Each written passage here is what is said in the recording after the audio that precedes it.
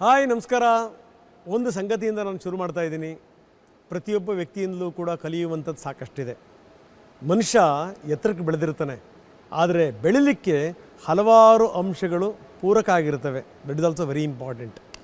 ಇವತ್ತು ನಾವು ಒಬ್ಬ ವ್ಯಕ್ತಿಯ ಬಗ್ಗೆ ಮಾತಾಡ್ತಾ ಇದ್ದೀವಿ. ಅವರು ಕೂಡ ಹಾಗೆಯೇ ವೆರಿ ಡಿಫ್ರೆಂಟ್ ಮ್ಯಾನ್. ಯಾವಾಗಲೂ ಕೂಡ ಬ್ಯುಸಿಯಾಗಿರಬೇಕು ಅಂತ ಬಯಸ್ತಾ ಇರ್ತಾರೆ. ಬರೀ ಬಯಸೋದಲ್ಲ, ಬ್ಯುಸಿಯಾಗಿರ್ತಾರೆ. ಯಾವಾಗಲೂ ಕೂಡ ಅವರು ಈ ತಮ್ಮ ಬುದ್ಧಿನ ಬೇರೆ ಕಡೆ ಕೊಟ್ಟು ಅವರಿಂದೂ ಕೂಡ ಆ ರೀತಿ ತೊಂದರೆಗಳನ್ನು ಮೈಮೇಲೆ ಎಳ್ಕೊಂಡಿರುವಂಥ ವ್ಯಕ್ತಿತ್ವ ಅಲ್ವೇ ಅಲ್ಲ. ಜೊತೆಗೇನು ಅಂದರೆ ಅವರಿಗೆ ಎಲ್ಲದಕ್ಕೂ ಟೈಮ್ ಇರುತ್ತೆ.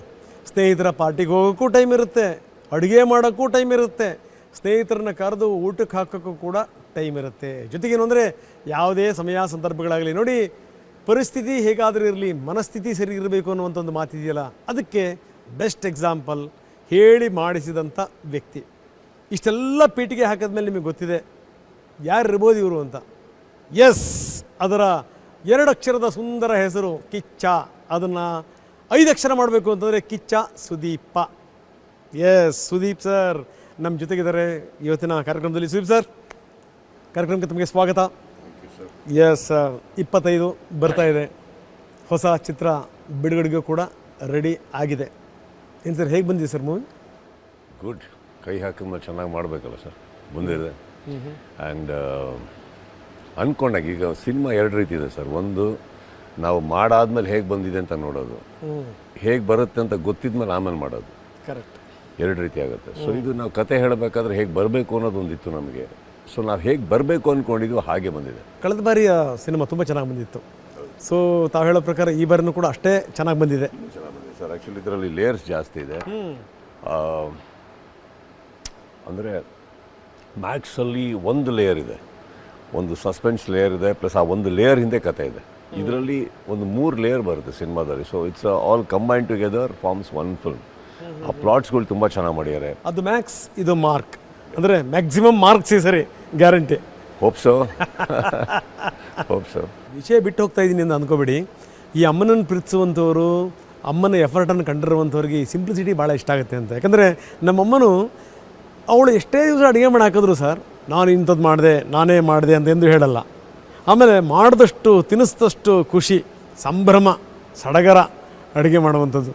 ಸೊ ಹಾಗಾಗಿ ಏನಂದರೆ ಈ ಸಿಂಪಲ್ ಮತ್ತು ಈ ಹಂಬಲ್ನೆಸ್ ಇದೆಯಲ್ಲ, ತಾಯಿಯಿಂದ ಭಾಳ ಬಂದುಬಿಡುತ್ತೆ ಅಂತ. ಆ ಗುಣಗಳು ಯಾರ್ಯಾರಲ್ಲಿ ಇದೆಯೋ ಅವರೆಲ್ಲರೂ ಕೂಡ ಇಷ್ಟ ಆಗ್ತಾರೆ ಅಂತ ಅಂದ್ಕೋತೀನಿ ನಾನು. ಏನಂತೀರಿ? ಐ ಥಿಂಕ್ ಇಟ್ಸ್ ಅಲ್ಲೇ ತಾನೇ ಕಲಿಯೋದು ನಾವು. Correct. Simple is good, sir. Simple is today's trend. Correct. Always good, sir. It's lesser the complications, better life is. Correct. 4 ತಿಂಗಳ 5 ದಿನಗಳ ಒಳಗೆ ಅಷ್ಟು ಲೊಕೇಶನ್ಸ್ನ ಕವರ್ ಮಾಡಿ 107 ದಿನಗಳ ಕಾಲ ಕೆಲಸ ಮಾಡೋದಿದೆಯಲ್ಲ, ಅದು ಸಿಕ್ಕಾಬಿಡೆ ಪ್ಲಾನಿಂಗ್. ಎಷ್ಟು ಲೊಕೇಶನ್ ಸರ್? ಸರ್, 80 ಚಿಲ್ಲರೆ ಇದೆ.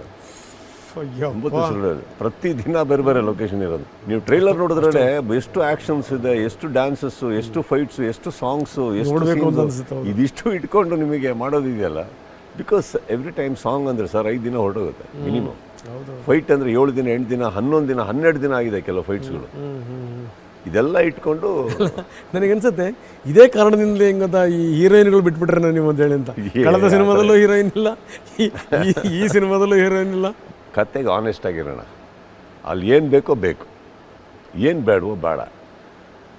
ಈ ಸಿನಿಮಾಗೆ ಬೇಡ, ಈ ಸಿನಿಮಾಗೆ ವೇಟ್ ಆಗುತ್ತೆ, ಇದು ಹಿಂಗಿದೆ ಹಂಗೆ ಹೋಗಲಿ, ಸುಮ್ಮನೆ ಇದ್ಬಿಡಿ, ಇನ್ನೊಂದು ಸಿನಿಮಾ ಮಾಡೋಣ ಆಮೇಲೆ, ಬೇಡ ಈಗ ಹಾಗಂದು ಬರಲಿಲ್ಲ. ಬಿಗ್ ಬಾಸ್ ಸೀಸನ್ ಶುರುವಾದಾಗಿಂದ ಆಲ್ಮೋಸ್ಟ್ ಪ್ರತಿ ಸಂದರ್ಭಗಳಲ್ಲೂ ಅದ್ರ ಬಗ್ಗೆ ನಮ್ಮ ಚರ್ಚೆ ಆಗೇ ಇದೆ ನೋಡಿ. ನೀವು ಕಳೆದ ಬಾರಿ ಮಾತಾಡೋವಂಥ ಸಂದರ್ಭದಲ್ಲಿ ಹೇಳ್ತಾಯಿದ್ರು, ನಾನು ಬಿಗ್ ಬಾಸ್ ಮಾಡಲ್ಲ, ಸಾಕಿದು ಅಂತ. ನಾನೊಂದು ಪ್ರಶ್ನೆ ಕೇಳಿದ್ದೆ ನಿಮಗೆ, ಅಲ್ಲ ಈ ಕರ್ನಾಟಕದಲ್ಲಿ ಯಾರಿದ್ದಾರೆ ಸರ್, ಈಗ ನೀವು ಬಿಗ್ ಬಾಸ್ ಮಾಡಲ್ಲ ಅಂತ ಅಂದ್ಬಿಟ್ರೆ ಯಾರನ್ನು ಕರ್ಕೊಂಬರೋದು, ಯಾರ ಹತ್ರ ಮಾಡಿಸೋದು? ಆ ಪ್ರಶ್ನೆ ಸಹಜವಾಗಿ ಆಯೋಜಕರಲ್ಲಿರುತ್ತೆ ಅಂತ. ಅವಾಗ ನೀವು ಮಾತು ಹೇಳಿದ್ರಿ, ಬೇಕಾದಷ್ಟು ಜನ ಇದ್ದಾರೆ, ರಂಗನಾಥ್ ಒಳ್ಳೆ ಕತೆ ಅಲ್ಲ, ಅದು ಮಾಡಲಿ, ನಾನು ಮಾಡಲ್ಲ ಅಂತ. ಬಿಡಿ, ಹೆಂಗೆ ಗೊತ್ತಾ, ಅವ್ರಿಗೂ ಗೊತ್ತಾಯಿತು ಖಂಡಿತವಾಗ್ಲೂ ನೀವೇ ಮಾಡೋದು ಅಂತ. ನೀವು ಒಪ್ಕೊಂಡ್ರಿ, ಪ್ರಶ್ನೆ ಬೇರೆ. ನಾನಿಲ್ಲಿ ನಿಮ್ಮಲ್ಲಿ ಕಂಡಂಥ ಏನು ಅಂತಂತಂದರೆ, ಕಂಡಂಥ ಇದೇನು ಅಂದರೆ, ಒಂದು ಸರಿ ನೀವು ಬೇಕು ಅಂದು ನೋಡೋದನ್ನು ಅದರ ಅಳತೆಗೋಲು ಕೂಡ ನಿಮಗೆ ಗೊತ್ತಿದೆ, ಬೇಡ ಅಂದು ಅಳೆಯುವಂಥದ್ದು ಕೂಡ ನಿಮಗೆ ಗೊತ್ತಿದೆ ಎಷ್ಟರ ಮಟ್ಟಿಗೆ ಅಂತ. ನೀವು ಆ ಇಂಟೆನ್ಸಿಟಿನ ತುಂಬ ಚೆನ್ನಾಗಿ ನೀವು ಗೇಜ್ ಮಾಡ್ತೀರಿ ಸರ್. ನೀವು ಇದು ಒಬ್ಬ ಮನುಷ್ಯನಿಗೆ ಬೇಕಾಗಿರುವಂಥ ಸಂಗತಿ. You should have clarity sir. ಹಾಂ, ಕ್ಲಾರಿಟಿ ಬೇಕು ಸರ್. ಬೇಕು ಬೇಡ ಅನ್ನೋದ್ರಲ್ಲಿ ಕ್ಲಾರಿಟಿ ಬೇಕೇ ಬೇಕು. ನಿಮ್ಮ ಬೇಕುಗೂ ಒಂದು ಕ್ಲಾರಿಟಿ ಬೇಕು, ಬೇಡ ಅನ್ನೋದಕ್ಕೂ ಕ್ಲಾರಿಟಿ ಬೇಕು. ಆ ಕ್ಲಾರಿಟಿ ಇದ್ದಲ್ಲಿ ಇಟ್ ಸಿಂಪ್ಲಿಫೈಡ್. ಆ ಗೊಂದಲಗಳಿರಬಾರ್ದು. ನಾನು ಬೇಡ ಅಂದಾಗಲೂ ಬಿಗ್ ಬಾಸ್, ನಾನು ಮಾಡಲ್ಲ ಅಂದಾಗಲೂ ಸಿಕ್ಕಾಪಟ್ಟೆ ಕ್ಲಾರಿಟಿ ಇತ್ತು, ಕಾರಣಗಳಿತ್ತು. ಆ್ಯಂಡ್ ಅದು ಯಾರಿಗೂ ಹೆದರ್ಸೋಕ್ಕೆ ಬೆದರ್ಸೋಕ್ಕೆ ಇಲ್ಲ ಇಮೋಷ್ನಲ್ ಆಗಿ ಮಾಡಿದ್ದು ಅಲ್ಲ. ಅದು ಮಾಡೋದಕ್ಕೆ ನಾನು ಇವೆಲ್ಲ ಹೇಳಲೇಬೇಕಾಗಿಲ್ಲ. ಕರೆಕ್ಟ್. ಬಟ್ ನನಗೆ ಅನಿಸಿದ್ದೇನಕ್ಕೆ ಒಂದು ಫಸ್ಟೇ ಪ್ರಿಪೇರ್ ಆಗಿಬಿಡಲಿ, ನಾನು ಮಾಡಲ್ಲ, ಅವ್ರು ಮಾಡ್ಕೊಳ್ಳಿ ಯಾರನ್ನಾರು ಯಾಕಂದರೆ ಮಾಡಿ ಲಾಸ್ಟಲ್ಲಿ ಶಾಕರಾಗಿ ಬರೋದು ಬೇಡ, ಹೇಳ್ಬಿಡೋಣ ಅಂದ್ಬಿಟ್ಟು ಅಂತ. ಅದಾದಮೇಲೆ ಅವ್ರು ವಾಪಸ್ ಬಂದಾಗ ನಾನು ಫಸ್ಟ್ ಏನೂ ಮಾತಾಡಿರಲಿಲ್ಲ. ಬರ್ತಾ ನಾನು ಆಮೇಲೆ ಹೇಳಿದೆ, ಇಲ್ಲ ನನ್ನ ಕೆಲವು ಕನ್ಸರ್ನ್ಸ್ ಇದೆ ನನಗೆ. ಆ ಕನ್ಸರ್ನ್ಸ್ ನನಗೆ ನಿಮ್ಮ ತನಕ ಇಡೋ ಬದಲು ನೀವೇ ಅದನ್ನು ಗುರುತುಪಡಿಸ್ಕೊಳ್ತೀರಾ ಅಂತ ಅಂದ್ಕೊಂಡೆ, ನೀವು ಮಾಡಲಿಲ್ಲ. ಸೊ ಹೀಗಿದೆ. ಬಟ್ ಅವ್ರು ತೋರಿಸಿದಂಥ ಪ್ರೀತಿಗೂ ನಾನು ತಲೆ ಬಾಗಲೇಬೇಕಾಗತ್ತೆ. ಬಿಕಾಸ್ ತುಂಬ ನಿಷ್ಕಳಂಕವಾಗಿ ಏನು ಮನಸ್ಸಲ್ಲಿ ಇಟ್ಕೊಂಡೆ, ದೊಡ್ಡ ಸಂಸ್ಥೆ ಆದರೂ ಕೂಡ ಅವರೆಲ್ಲರೂ ಬಂದು ಕೂತ್ಕೊಂಡು, ಇಲ್ಲ ನಿಮ್ಗೇನು ಹೇಳಿ, ಇಲ್ಲ ಸರ್ ನಮ್ಮ ತಪ್ಪಾಗಿದೆ, ನಮ್ಮ ಕಡೆ ಇದಾಗಿದೆ, ಅದನ್ನು ನೀವು ಹೇಳ್ದಂಗೆ ಆಲ್ಟ್ರ್ ಮಾಡ್ಕೋತೀವಿ, ಇದನ್ನು ಸರಿಪಡಿಸ್ತೀವಿ, ಇದನ್ನು ಇನ್ನೂ ಇಂಪ್ರೂವ್ ಮಾಡ್ತೀವಿ ಎಲ್ಲ ಮಾಡ್ಕೊಂಡು ಬಂದಾಗ ನನಗೆ ಕಾರಣ ಕಾಣಿಸ್ಲಿಲ್ಲ. ಅವಾಗೇನಾಗತ್ತೆ, ಅದ್ರ ಮೇಲೂ ನಾವು ಮಾಡಲ್ಲ ಅಂದರೆ ಎರಡು ಕಾರಣ ಬರಬೇಕು. ಒಂದು, ನನಗೆ ಇಷ್ಟ ಇಲ್ಲ ಹಂಗೆ ಹೇಳೋಕ್ಕಾಗಲ್ಲ. ಬಿಗ್ ಬಾಸ್ ಮೇಲೆ ಒಂದು ಪ್ರೀತಿ ಇದೆ ನನಗೆ, ಯಾಕಂದರೆ ಅದು ಭಾಳ ದೊಡ್ಡ ಶೋ. ನಾನು ಎಷ್ಟೋ ಕಲ್ತಂಥ ವಿಚಾರಗಳಿದೆ ಬಿಗ್ ಬಾಸಿಂದ ಅಂದಮೇಲೆ ನನಗೆ ಭಾಳ ಹತ್ತಿರವಾದಂಥ ಶೋ. ಇನ್ನೊಂದು ಮಾಡಲ್ಲ ಅನ್ಬೇಕಾದ್ರೆ ದೂರಂಕಾರ ಇರಬೇಕು. ಹೇಳ್ಬಿಟ್ಟಿದ್ದೀನಿ ಮಾಡಲ್ಲ, ಅದು ಈಗೂ ಆಗುತ್ತೆ ಸರ್. ನನಗೆ ಆ ಥರ ಪ್ರಾಬ್ಲಮ್ ಇಲ್ಲ. ಈಗ ಒಪ್ಕೊಂಬಿಟ್ರೆ ಏನು ಹೇಳ್ತಾರೋ, ಯಾಕೇನಂತಾರೆ, ಕರೆಕ್ಟಾಗಿರೋ ಕಾರಣ ಕೊಡಬೇಕು, ಮಾಡ್ತಾ ಇರಬೇಕು. ತಪ್ಪು ತಿಳ್ಕೊಳ್ಳೋಂಥದ್ದು ಏನಿದೆ ಅದರಲ್ಲಿ. If that's what I said, if you have a clarity ಹೌದು what you need to say, finished. ನಾನು ಆ ವಿಚಾರದಲ್ಲಿ ಬರಲ್ಲ ಸರ್. ಅವರು ತುಂಬ ನಿಜವಾಗ್ಲೂ ಅದ್ಭುತವಾಗಿ ನಡ್ಸ್ಕೊಂಡು ಬರ್ತಾ ಇದ್ದಾರೆ, ಇಂಪ್ರೂವ್ ಮಾಡ್ಕೊಂಡಿದ್ದಾರೆ. ಶೋ TVRs ನೋಡ್ತಾ ಇದ್ದೀರಾ ನೀವು, ಇಟ್ಸ್ ಜೈಗ್ಯಾಂಟಿಕ್ ಮ್ಯಾಮತ್ ಫಿಗರ್ಸ್ ಅವೆಲ್ಲ, mammoth figures. 14 TVR and all is mammoth figures. They are doing extremely well. ಯಾಕೆ ಕೆಲವೊಂದು ಪಾತ್ರಗಳಿಗೆ ನೀವೇ ಬೇಕು, ಯಾಕೆ ಕೆಲವೊಂದು ಪ್ರೋಗ್ರಾಮ್ ಮಾಡೋಕ್ಕೆ ನೀವೇ ಬೇಕು?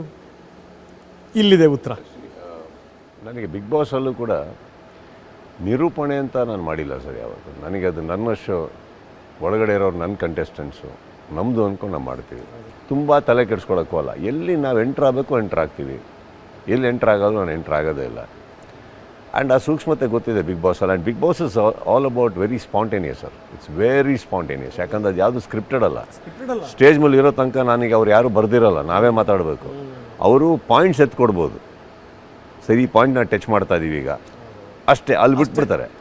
ಯಾಕಂದ್ರೆ ನಾನು ಎಂಟೈರ್ ಎಪಿಸೋಡ್ ನಾನು ನೋಡಿರೋದು ನನ್ನ ತಲೆಯಲ್ಲಿ ಇರಬೇಕು. ಯಾಕಂದ್ರೆ ಇವಾಗ ನೀವೇನು ಪ್ರಶ್ನೆ ಕೇಳ್ತಾ ಇದ್ದೀರೋ ನನಗೆ, ನಿಮ್ಮದು ಪ್ರಶ್ನೆ ಮುಗಿಸೋಳಗೆ ನಾನು ಉತ್ತರ ರೆಡಿ ಇರಬೇಕು.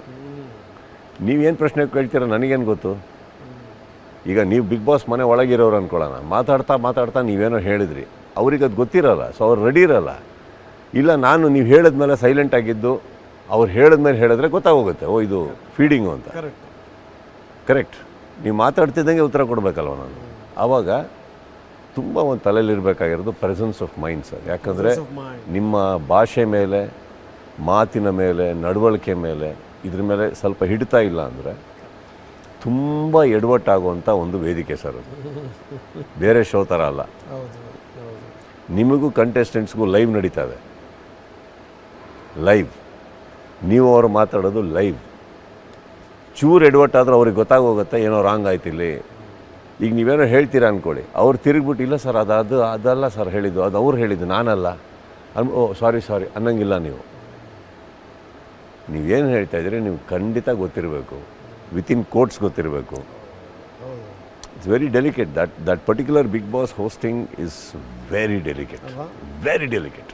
ಈ ಬಿಗ್ ಬಾಸಿನ ಇಷ್ಟೊಂದು ಸೀಸನ್ಗಳಾಗಿದೆಯಲ್ಲ ಸರ್, ನಿಮಗೆ ತುಂಬ ಇಷ್ಟವಾಗಿರುವಂಥ ಸೀಸನ್ ಯಾವುದು ಅಂತ? ಫಸ್ಟ್ ಮಧ್ಯೆ ಕೆಲವು ಇದ್ದಾವೆ, but I think first because ತುಂಬ ಇನ್ನೋಸೆನ್ಸ್ ಇತ್ತು. ಯಾರಿಗೂ ಬಿಗ್ ಬಾಸ್ ಅಂದರೆ ಏನು ಅಂತ ಗೊತ್ತಿಲ್ಲ, ನನಗೂ ಗೊತ್ತಿಲ್ಲ, ಜನಕ್ಕೂ ಗೊತ್ತಿಲ್ಲ.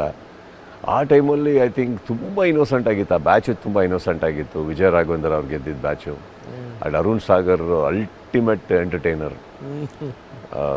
ತುಂಬ ಅದ್ಭುತವಾಗಿತ್ತು ಅನ್ನಿಸ್ತು ನನಗೆ. ಬಂದವರು ಎಲ್ಲ ಕಂಟೆಸ್ಟೆಂಟ್ಸು ಚೆನ್ನಾಗಿ ಮಾಡಿದ್ರು. ಒಂದೇ ದಿವಸ ಎರಡೆರಡು ಸಿನಿಮಾಗಳು, 2 ಬಿಗ್ ಬಜೆಟ್ನ ಸಿನಿಮಾಗಳು, 45 ಬೇರೆ ಬಿಡುಗಡೆ ಆಗ್ತಾಯಿದೆ ಸೇಮ್ ಡೇ. ಕ್ಲಾಶ್ ಆಗಲ್ವಾ ಸರ್? ಅದು ನೋಡೋ ರೀತಿ ಮೇಲೆ ಹೋಗುತ್ತೆ ಸರ್. ನನ್ನ ಪ್ರಕಾರ ಕ್ಲಾಶ್ ಅಂದರೆ ಇವಾಗ ಪಕ್ಕದ ಮನೆಯವರು ಪಟಾಕಿ ಹೊಡಿತಾ ಇರ್ತಾರೆ, ಅದೇ ಮನೆ ಪಕ್ಕದಲ್ಲಿ ನೀವು ಪಟಾಕಿ ಹೊಡಿತಾ ಇರ್ತೀರಿ, ದೀಪಾವಳಿ ಪಟಾಕಿ ಎಲ್ಲಿ ಕ್ಲಾಶ್ ಆಗಿದೆ? ಅದು ಅದ್ರ ಪಾಡಿಗೆ ಹುಡ್ಕೋತಾ ಇರೋದು, ಇದು ನಿಮ್ಮ ಪಾಡಿಗೆ ಹುಡ್ಕೋತಾ ಇರುತ್ತೆ. ಅವ್ರ ಮನೆ ಪಟಾಕಿ ಅವ್ರದ್ದು, ನಮ್ಮ ಮನೆ ಪಟಾಕಿ ನಮ್ಮದು. ಅವ್ರ ಮನೇಲೂ ಎಲೆ ಊಟ, ನಮ್ಮ ಮನೇಲೂ ಎಲೆ ಊಟ. ಅಲ್ಲೂ ತರಕಾರಿ ಕಮ್ಮಿ ಆಗಿಲ್ಲ, ಇಲ್ಲೂ ತರಕಾರಿ ಕಮ್ಮಿ ಆಗಿಲ್ಲ. ತಲೆ ಕೆಡಿಸ್ಕೋಣ. It's a perspective. ಕ್ಲಾಶ್ ಅನ್ನೋದೇನಿದೆ ಸರ್, ಯಾವಾಗ ವೈಯಕ್ತಿಕವಾಗಿ ಮನಸ್ಸು ಒಳಗಡೆ ಗೊತ್ತಿರುತ್ತೆ ಗೊತ್ತಾ, ಬೇಕು ಅಂತ ನಿನ್ನ ಎದುರುಗಡೆ ಬರ್ತೀನಿ ಅಂತ, ಅವಾಗ ಅದು ಕ್ಲಾಶ್ ಅಂತ ಹೇಳಬಲ್ಲೆ. ಇದು ಅರ್ಜುನ್ ನನ್ನ ಫ್ರೆಂಡ್, ನನ್ನ ತಮ್ಮ ಇದ್ದಂಗೆ ಸರ್. ಹಬ್ಬ ಸರ್, ನನ್ನ ಪ್ರಕಾರ ಒಂದು ಒಳ್ಳೆ ಡಿಸಿಷನ್ ಸರ್ ಅದು. ಏನಕ್ಕಂದರೆ ಇವಾಗ ನಿಮಗೆ ಒಂದು ಬೈಫರ್ಕೇಶನ್ ಆಫ್ ಸಿನಿಮಾ ಥಿಯೇಟರ್ಸ್ ಆಗ್ಬೋದು.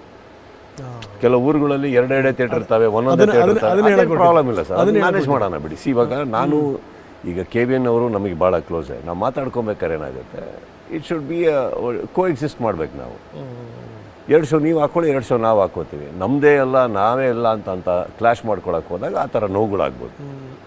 ಇಲ್ಲಿ ಹಂಗೆ ಬರೋಲ್ಲ ಸರ್. ಅವ್ರ ಸಿನಿಮಾ ಮೇಲೂ ಭಾಳ ಗೌರವ ಇದೆ ನನಗೆ. ಬಟ್ ನಾನು ಎಲ್ರಿಗಿಂತ ಮುಂಚೆ ಅನೌನ್ಸ್ ಮಾಡಿದ್ದೆ, ಜುಲೈ 5ನೇ ತಾರೀಕೆ ಅನೌನ್ಸ್ ಮಾಡಿದ್ದೆ, ನಾನು ಬರ್ತಾಯಿದ್ದೀನಿ ಕ್ರಿಸ್ಮಸ್ಗೆ ಅಂತ. ಕರೆಕ್ಟ್. ಅವ್ರು ಆಮೇಲೆ ಅನೌನ್ಸ್ ಮಾಡಿದ್ರು. ಸೊ ಈಗ ನನ್ನ ಕಡೆಯಿಂದ ಕ್ಲಾಶೇ ಅಲ್ಲ ಅದು. ಅದಕ್ಕೆ ಏನಾರ ಉತ್ತರ ಕೊಡಲೇಬೇಕು ಅಂದರೆ ಅವ್ರು ಕೊಡಬೇಕು, ನಾನಲ್ಲ. ನಾನು ಫಸ್ಟೇ ಹೇಳಿದ್ನಲ್ಲ, ನೀವು ದಯವಿಟ್ಟು ಒಂಚೂರು ಹಿಸ್ಟ್ರಿಗೆ ಹೋಗ್ಬಿಟ್ಟು ನಿಮ್ಮ ಚಾನಲಲ್ಲೇ ಇರುತ್ತೆ ನೋಡಿ. ಜುಲೈ 5ನೇ ತಾರೀಕೆ ಹೇಳಿಬಿಟ್ಟೆ ನಾನು. ಆಮೇಲೆ ಅವ್ರದ್ದು ಪೋಸ್ಟ್ಪೋನ್ ಆಗಿ ಅಲ್ಲಿಗೆ ಬಂದರು. ಪಾಪ ಅವ್ರದ್ದು ತಪ್ಪು ಅಂತ ನಾನು ಹೇಳ್ತಾ ಇಲ್ಲ. But they are the second deciders, not us. Correct. ಮೊದಲು ಅನೌನ್ಸ್ ಮಾಡಿದ್ರೆ ನೀವೇನಿಲ್ಲ, we are the first deciders. So you should never that question ನಮಗೆ ಬರಲೇಬಾರ್ದು ಯಾವತ್ತಿದ್ರು. ಫಸ್ಟ್ ಡಿಸಿಷನ್ ಮೇಕರ್ಸ್ ನಾವು ಆ ಟೈಮಿಗೆ ಬರ್ತೀವಂತ, ಅವ್ರು ಸೆಕೆಂಡ್ ಡಿಸೈಡರ್ಸ್. ಹಾಗಂತ ಅವ್ರದ್ದು ತಪ್ಪಿಲ್ಲ. ನಾನೇ ಫಸ್ಟ್ ಅರ್ಜುನ್ ಜನಿಗೆ ಫೋನ್ ಹಾಕಿದ್ದು ಸರ್. ಅದು ಅವ್ರದ್ದು ಅನೌನ್ಸ್ ಆಗ್ತದೆ, ಅರ್ಜುನ್ ಐ ಹೋಪ್ ನಾವು ಬರ್ತಾಯಿದ್ದೀವಿ ಸರ್. ನಿಜವಾಗ್ಲೂ ಗೊತ್ತಿರಲಿಲ್ಲ, ಪೋಸ್ಟ್ಪೋನ್ ಮಾಡು ಬರಬೇಡ ಅಂತ ಹೇಳಕ್ಕೆ ಮಾಡಿಲ್ಲಪ್ಪ. I want you to know, ನಾನು ಮುಂಚೆ ಅನೌನ್ಸ್ ಮಾಡಿದ್ದೆ. ಯಾಕಂದರೆ ನೀನು ನನ್ನ ಮನೆ ಹುಡುಗ, ಯಾರೋ ಬಂದು ಮಾತಾಡೋದನ್ನು ಕೇಳಿ ಏನಕ್ಕೆ ಸರ್ ನನ್ನ ಸಿನಿಮಾ ಮೇಲೆ ಬರ್ತಾಯಿದ್ರು ಅಂತ ಅನ್ಕೊಬೇಡ್ದು ಸರ್. ಖಂಡಿತ ನಾನು ನಿಮ್ಮ ಬಗ್ಗೆ ಆ ಥರ ಅಂದ್ಕೊಳ್ಳೋನೇ ಅಲ್ಲ, ಅಂದ್ಕೊಬೇಡಿ. ಯಾಕಂದರೆ ನಾನು ಹಿಂಗೆ ಮಾಡಿದ್ದೀನಪ್ಪ. ನನಗೆ ಗೊತ್ತಿರೋದು 2 ಒಟ್ಟಿಗೆ ಬರ್ತಾಯಿದ್ದೀವಿ. ನೀವು ಪೋಸ್ಟ್ಪೋನ್ ಮಾಡಬೇಡಿ ಅರ್ಜುನ್, ಅದು ನಾನು ಹೇಳ್ತಾ ಇದ್ದೀನಿ. ಅದನ್ನು ಹೇಳಿದ್ರ, ಅದು ಮಾಡಬೇಡಿ. ಒಳ್ಳೆ ದಿನ, ಖಂಡಿತವಾಗ್ಲೂ ಸಿನಿಮಾ ಚೆನ್ನಾಗಿದೆ. 2 ಸಿನಿಮಾನೂ ಓಡುತ್ತೆ ಕರ್ನಾಟಕದಲ್ಲಿ, ತಲೆ ಕೆಡಿಸ್ಕೋಬೇಡಿ. ನಿಮ್ಮ ಸಿನಿಮಾ ಮೇಲೆ ನಂಬಿಕೆ ಇದೆ ಅಲ್ವಾ ಸರ್? ತುಂಬ ನಂಬಿಕೆ ಇದೆ ನನಗೆ. ನನ್ನ ಸಿನಿಮಾ ಮೇಲೆ ನಂಬಿಕೆ ಇದೆ, ಬಿಟ್ಬಿಡಿ. ಅಲ್ಲೂ ದೊಡ್ಡ ಹೀರೋಗಳನ್ನ ಹಾಕೊಂಡಿದ್ದೀರ ಸಿನಿಮಾದಲ್ಲಿ. ನಾವು ನಮ್ಮ ಸಿನಿಮಾ ಒಂದು ರೇಂಜಿಗೆ ಇದ್ದೀವಿ, ಬರ್ತೀವಿ. ಪೌರಾಣಿಕ ಚಿತ್ರಗಳು ಆ ಥರದ್ದು ಏನಾದ್ರು 1-2 ನಡೀತದೆ ಸರ್, ನಡೀತಾ ಇದೆಯಾ? ಮೈಥಾಲಜಿ 1-2 ಡಿಸ್ಕಷನಲ್ಲಿದೆ. ಅದು ಅನೌನ್ಸ್ ಆಗಿಬಿಡಲಿ. ಅದಾಗಿ ಬಟ್ ಭಾಳ interesting. You are enough capable sir. ಅವೆಲ್ಲ ಇದರಲ್ಲೂ ನೀವು ಭಯ ಸರ್ ನನಗೆ. ಮೈಥಾಲಜಿ ಅಂದರೆ ಭಯ ನನಗೆ. ಇವರೆಲ್ಲರೂ ಮಾಡೋದು ನೋಡಿದ್ದೀನಲ್ಲ, ಅಯ್ಯಪ್ಪ ಹಿಂಗೆಲ್ಲ ರೆಡಿ ಆಗ್ಬೇಕಾ, ಈ ಥರ ಎಲ್ಲ ಕುತ್ಕೋಬೇಕಾ ಅಂದ್ಬಿಟ್ಟು ನನಗೆ. ಬಟ್ ಅವ್ರು ಮಾಡೋರ ಮೇಲೆ ಭಾಳ ಗೌರವ ಬರುತ್ತೆ ನನಗೆ. ಅವ್ರು ಕುತ್ಕೊಳ್ಳೋ ರೀತಿ, ಮಾತಾಡೋ ರೀತಿ. ನಾವು ಸ್ವಲ್ಪ ಕ್ಯಾಶುವಲ್ ಆಗಿ ಕುತ್ಕೊಳ್ಳೋರು, ಜೀನ್ಸ್ ಹಾಕೊಂಡು ಟಿ ಶರ್ಟ್ ಹಾಕೊಂಡು ಕುತ್ಕೊಳ್ಳೋರು. ನಾವಂಗೆ ಬರಬೇಕು ಅಂದಾಗ ಮಾಡೋಕ್ಕಾಗಲ್ಲ ಅಂತಲ್ಲ. It's A different challenge. ಇಲ್ಲ, ನಿಮಗೆ ಅದು ಆವಾಹನೆ ಮಾಡ್ಕೊಳ್ಳೋಂಥ ಕೆಪಾಸಿಟಿ ಇದೆ. ಈಗ ನೋಡಿ, ಈಗ ಸ್ವಾತಿ ಮುತ್ಯಂ ಬಂದು ಎಷ್ಟು ದಿವಸ ಆಗಿತ್ತು. ಸ್ವಾತಿ ಮುತ್ತು ಮಾಡೋದಂಥ ಸಂದರ್ಭದಲ್ಲಿ ಯಾರೋ ಹಂಗೆ ಅಂದ್ಕೊಂಡಿರಲಿಲ್ಲ, ನಿಜವಾಗ್ಲೂ ಹೇಳ್ತೀನಿ. ಇವ್ರು ಇಷ್ಟರ ಮಟ್ಟಿಗೆ ಪರ್ಫಾರ್ಮ್ ಮಾಡ್ತಾರೆ ಅಂತ ಯಾರು ಅಂದ್ಕೊಂಡಿಲ್ಲ. ಯಾಕಂದರೆ ನಿಮಗೆ ಗೊತ್ತಿದೆ, ಕಮಲ್ ಹಾಸನ್ ಅಂದರೆ ಅವ್ರದ್ದು ಲೆವೆಲ್ಲೇ ಬೇರೆ. ಅವ್ರ ಪಾತ್ರ, ಅವರ ಆವಾಹನೆ ಮಾಡ್ಕೊಳ್ಳೋ ರೀತಿಯೇ ಬೇರೆ. ಬಟ್ ಭಾಳ ಅದ್ಭುತವಾಗಿ ಮಾಡಿದ್ರಿ ನೀವು. ಯಾಕೆ ನಾನು ಈ ಮಾತು ಹೇಳಿದೆ ಅಂದರೆ, ಈ ಪೌರಾಣಿಕ ಪಾತ್ರಗಳು ಅಷ್ಟೇ. ಒಂದ್ಸರಿ ನಿರ್ಧಾರ ಮಾಡಿದ್ರೆ ಖಂಡಿತವಾಗಲೂ ಮಾಡ್ತೀರಿ ಅಂತ ಅಲ್ಲ, ಮಾಡೋ ನಿರ್ಧಾರ ಮಾಡಿದ್ದೀವಿ ಸರ್. ಡಿಸ್ಕಷನಲ್ಲಿ ಇದ್ದೀವಿ. 2 ಸಿನಿಮಾ ಡಿಸ್ಕಷನ್ ನಡೀತದೆ. ಆಗುತ್ತೆ, ಅದಾಗ ಗೊತ್ತಾಗುತ್ತೆ, ಜೋರಾಗಿರುತ್ತೆ. ನಿಮಗೆ ಯಾವ ವಿಚಾರನ ಹೆಂಗೆ ಹ್ಯಾಂಡಲ್ ಮಾಡಬೇಕು ಅಂತ ತುಂಬ ಚೆನ್ನಾಗಿ ಗೊತ್ತು. ಈಗ ಒಂದು ಎಕ್ಸಾಂಪಲ್ ಕೊಡ್ತೀನಿ ನಾನು ನಿಮಗೆ. ಇತ್ತೀಚಿನ ದಿನಗಳಲ್ಲಿ ನಟ್ಟು ಬೋಲ್ಟು ಕತೆ ಬಂದ್ಬಿಡ್ತಪ್ಪ.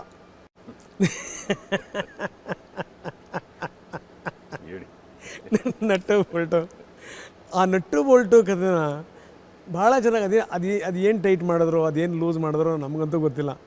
ಆ ನಟ್ಟು ಬೋಲ್ಟು ಇದನ್ನು ತುಂಬ ಚೆನ್ನಾಗಿ ಹ್ಯಾಂಡಲ್ ಮಾಡಿದ್ರಿ ಅಂತ ಅನ್ನಿಸ್ತು. ಏನಕ್ಕಂದರೆ ಸರ್, 2 ಬರುತ್ತೆ ಸರ್. ಒಂದು, ಆ ಕಡೆ DK ಸಾಹೇಬರು ನಮಗೆ ಭಾಳ ಪರಿಚಯಿಸ್ತರು. ಅವ್ರ ಹತ್ರ ಕುತ್ಕೊಂಡಾಗ ಕೆಲವು ಒಳ್ಳೆ ವಿಷಯಗಳಿದೆ ಸರ್, ವ್ಯಕ್ತಿತ್ವ ಇದೆ. ಅವ್ರ ವ್ಯಕ್ತಿ ತುಂಬ ತಮಾಷೆ ಮಾಡ್ಕೊಂಡಿರೋ ವ್ಯಕ್ತಿಯವರು. ಅಷ್ಟು ಟಿ ವಿಯಲ್ಲಿ ಕಾಣೋಷ್ಟು ಅಷ್ಟು ತಲೆಗೆ ತೊಗೊಂಡು ಸೀರಿಯಸ್ ಆಗಿ ಯಾಕಂದರೆ ಒಬ್ಬ ಮನುಷ್ಯನಿಗೆ ಅವ್ರ ಪವರ್ ಏನು ಅಂತ ಗೊತ್ತಿರ್ಬೇಕಾದ್ರೆ ಅವ್ರು ಯಾಕೆ ಮಾತಾಡಬೇಕು? ಹಿಂದಿಂದನೇ ಬಂದು ಮಾಡ್ಬೋದಲ್ಲ. ಆ ವ್ಯಕ್ತಿ ಹತ್ರ ಇದೆ ಆ ಪವರ್. ಬಟ್ ಮಾತಾಡೋದ್ರಿಂದ ಅರ್ಥ ಹಿಂದೆಯಿಂದ ಬರ್ತಾ ಇಲ್ಲ ಅಂತ ಮುಂದೆನೇ ಹೇಳಿದ್ರು ಅಂತ. ಮುಂದೆ ಹೇಳ್ಬೇಕಾದ್ರೆ ಅದರ ಆಚಾರ ವಿಚಾರ ತೊಗೊಳಕ್ಕೆ ಹೋದಾಗ ಹಾಫ್ ಬಾಯ್ಲ್ಡ್ ಇನ್ಫಾರ್ಮೇಷನ್ಸ್ ಇದೆ ಅವರಿಗೆ ಕೆಲವು. ಕರೆಕ್ಟ್, ಅದು ಅವ್ರು ತಪ್ಪಲ್ಲ. ಬಟ್ ಆ ಮೂಮೆಂಟಲ್ಲಿ ಹೇಳಿದ್ರು ಎರಡು ಬರುತ್ತೆ ಸರ್. ಒಂದು ಅವರಿಂದ ಅದು ಬರಬಾರ್ದಿತ್ತು ಅನ್ನೋದು ಒಂದು ನನಗಿತ್ತು ಸರ್, ಅದು ವೈಯಕ್ತಿಕ. ಚಿತ್ರರಂಗದವನು ಸರ್ ನಾನು ನನ್ನ ಚಿತ್ರರಂಗನೂ ನಾನು ಬಿಟ್ಕೊಡಲ್ಲ, ನಾನು ಯಾರಿಗೋಸ್ಕರನೂ ಬಿಟ್ಕೊಡಲ್ಲ. ಸೊ ಅದನ್ನು ಹೇಳಲೇಬೇಕಿತ್ತು. ಬಟ್ ಅದರಲ್ಲೂ ಎರಡು ರೀತಿ ಇದೆ ಸರ್. ಒಂದು ನೇರವಾಗಿ ಹೀರೋ ಥರ ಮಾತಾಡೋದು, ಇನ್ನೊಂದು ಸೂಕ್ಷ್ಮತೆಯಲ್ಲಿ ಚಿತ್ರರಂಗದ ಒಬ್ಬ ಅಭ್ಯರ್ಥಿಯಾಗಿ ಕೂಡ ಅವರ ಸ್ನೇಹಿತನಾಗಿ ಕೂಡ ಮಾತಾಡೋದು. ಎರಡೂ ಬೇಕಾಗುತ್ತೆ. ಬಟ್ ಎರಡೂ ಕರೆಕ್ಟೇ ಸರ್. ಉತ್ತರನೂ ಕೊಡಬೇಕಾಗುತ್ತೆ, ಸೂಕ್ಷ್ಮತೆಯೂ ಬೇಕಾಗುತ್ತೆ, ಚಿತ್ರರಂಗನೂ ಬಿಟ್ಕೊಡ್ಬಾರ್ದಾಗುತ್ತೆ. ಎಲ್ಲದೂ ಬೇಕಾಗುತ್ತೆ ಆ ಟೈಮಲ್ಲಿ. ಯಾರಾದರೂ ಒಬ್ರು ಹೇಳಬೇಕಿತ್ತು, ನಾನು ಹೇಳಿದೆ. ಬಟ್ ಇನ್ನೊಂದು ವಿಚಾರ ಏನಂದರೆ ಅವ್ರು ಯಾವತ್ತದು ನೆಗೆಟಿವ್ ಆಗಿ ತೊಗೊಂಡಿಲ್ಲ. ಆ್ಯಂಡ್ ಇನ್ನೊಂದು ಇಂಟರ್ವ್ಯೂ ಬಂದಾಗಲೂ ಹೇಳಿದೆ ನಾನು, ಅವ್ರ ಮಿಸ್ಟೇಕ್ ಅಲ್ಲ, ನಮ್ಮವರೊಬ್ರು ಮಾಡಿಟ್ಟಿದ್ದು. ಹೌದೌದು, ಅದನ್ನು ಹೇಳಿದ್ರು ನೀವು. ಬಿಗ್ ಬಾಸ್ದು ಕಿಚ್ಚ ಅವ್ರು ಭಾಳ ಅದ್ಭುತವಾಗಿ ಮಾಡ್ತಾಯಿದ್ದಾರೆ, ಅದರಲ್ಲಿ ಯಾವುದೇ ಡೌಟ್ ಇಲ್ಲ. ಜನರ ಮನೆ ಮುಟ್ಟಿದೆ, ಅದೆಲ್ಲ ಸಮಸ್ಯೆಗಳು ಬಂದಂಥ ಸಂದರ್ಭದಲ್ಲಿ ಅದನ್ನು 24 ಗಂಟೆನಲ್ಲಿ ಬಗೆಹರಿಸಿದಂಥ ರೀತಿ ಇತ್ತಲ್ಲ. ಆವಾಗ ಆಯ್ಕೆದಾರರು ಅಂದ್ಕೊಂಡಿರ್ತಾರೆ ಏನು ಅಂತಂದರೆ, ಇಲ್ಲ ನೀವೇ ಇರಬೇಕು ಅಂತ ಹೇಳಿದ ನಾವು ಎಷ್ಟು ಸೂಕ್ತ ಅಂತ ಅವ್ರಿಗೂ ಮನವರಿಕೆ ಆಗಿರುತ್ತೆ ಅಂತ. ಅದನ್ನು 24 ಗಂಟೆಲಿ ನಾನು ಹೇಳ್ತೀನಿ sir, I am dam sure, ನಾನು ನಿಮ್ಮನ್ನು ಹೊಗಳಕ್ಕೆ ಹೇಳ್ತಾ ಇಲ್ಲ, ನೀವಿಲ್ದೇ ಬೇರೆ ಯಾರಿದ್ದಿದ್ರೂ ಕೂಡ 24 ಗಂಟೆಲಿ ಸಾಲ್ವ್ ಆಗ್ತಿರಲಿಲ್ಲ. ಅದು ಆಗ್ತಾಯಿರಲಿಲ್ಲ. ನಾನು ಅಂತಲೂ ನಾನು ಹೇಳ್ತಾ ಇಲ್ಲ. ಯಾಕಂದರೆ ನಾನು ಟಚ್ ಮಾಡಿರೋ ವ್ಯಕ್ತಿಗಳು ಕೂಡ ನನಗೆ ಅಷ್ಟು ಗೌರವಿಸದೇ ಇರಲಿಲ್ಲ ಅಂದರೆ ಅದಾಗಲ್ಲ. ಅವರೆಲ್ಲರೂ ಗೌರವಿಸೋದ್ರಿಂದ ಎಲ್ಲರೂ ಓವರ್ ನೈಟ್ ಸರ್. ಇದೆಲ್ಲ ನೋಡಿ ರಾತ್ರಿ 11-12 ಗಂಟೆ ಮೇಲೆ ನಡೆದಿರೋದು. ಇದು ಅರ್ಧ ಮಲಗಿರ್ಬೋದು, ಅರ್ಧ ಸಿಕ್ಕದಲ್ಲೇ ಇರ್ಬೋದು, ಇನ್ಯಾವುದೋ ಇದರಲ್ಲಿ ಇರ್ಬೋದು. ಎಲ್ಲರೂ ನಾನು ಮುಟ್ಟಿ, ನನಗೆ ಅಲ್ಲಿವರೆಗೆ ನನ್ನ ತನಕ ಬಂದಿರಲಿಲ್ಲ, ಹೇಳಿಟ್ಟಿದ್ದೆ ನಾನು. ಬಟ್ ಇವರು ಸಾಲ್ವ್ ಆಗುತ್ತೆ ಅಂದ್ಕೊಂಡು ರಾಂಗ್ ಜಾಗದಲ್ಲಿ ಕೂತಿದ್ರು. ಆಮೇಲೆ ಯಾವಾಗ ನನ್ನ ತನಕ ಬಂತೋ ನಂಗೆ ಯಾಕೋ ಡೌಟ್ ಆಯಿತು. ಒಂದು ಫೋನ್ ಹಾಕಿದೆ ನಾನೇನೆ. ಅಲ್ಲಿವರೆ ಪಾಪ ಇವ್ರು ಯಾರೂ ನನಗೆ ಕರೆ ಮಾಡಲಿಲ್ಲ. ಇಲ್ಲ ಆಗ್ತಾಯಿಲ್ಲ ಅಂದರು.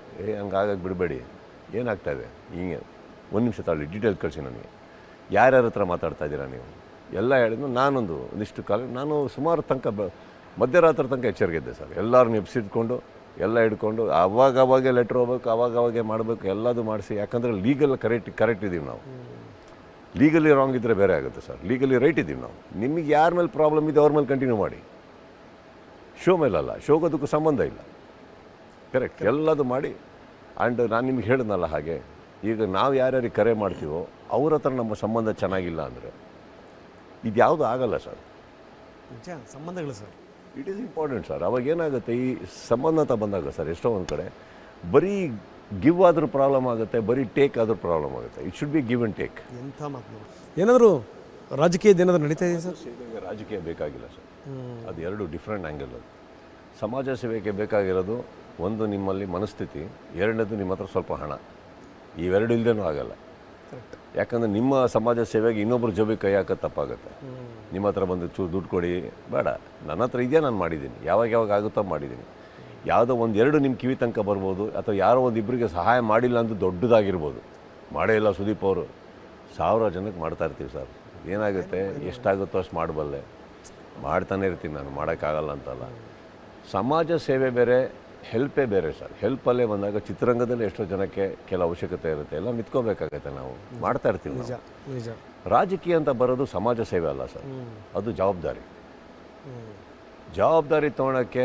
ಈ ರಾಜ್ಯ ನಡೆಸ್ತೀವಿ, ರಾಜ್ಯಕ್ಕೆ ಒಳ್ಳೇದಾಗಬೇಕು, ಊರಿಗೆ ಒಳ್ಳೇದಾಗಬೇಕು ಅನ್ನೋರು ಮಾತ್ರ ರಾಜಕೀಯಕ್ಕೆ ಬರಬೇಕು ಹೊರತು ಸಮಾಜ ಸೇವೆ ಆಸೆ ಇಟ್ಕೊಂಡು ಬಂದಿದ್ದೀವಿ ಅಂದರೆ ಅದು ಸುಳ್ಳು. ಸಮಾಜ ಸೇವೆ ಮಾಡಬೇಕು ಅಂತ ಆಸೆ ಇಟ್ಕೊಂಡ್ರೆ ರಾಜಕೀಯಕ್ಕೆ ಬರೋಕ್ಕೆ ಸಾಧ್ಯ ಇಲ್ಲ ಸರ್. ತಮ್ಮ ಮನಸ್ಸಲ್ಲಿ ಏನಿದೆ ನೋಡೋಣ ಸರ್, ಬಂದರೆ ಸ್ಟೈಲಾಗೇ ಬರ್ತೀನಿ ಸರ್, ಅದರಲ್ಲೇನಿದೆ. ಗುಡ್. ಸಿನಿಮಾ ಅಭ್ಯಾಸ ಅಲ್ವಾ, ಒಳ್ಳೆ ಸ್ಕ್ರಿಪ್ಟ್ ಇಂಟ್ರೊಡಕ್ಷನ್ ಸೀನ್ ಇರುತ್ತೆ, ನಾವು ಎಂಟ್ರಿ ಕೊಡೋಕ್ಕಾಗಲ್ವೇ? ಅದು ಬರಲೇಬೇಕೆ, ಬಂದಾಗ ಒಂದು ಸೌಂಡಲ್ಲೇ ಬರೋಣ.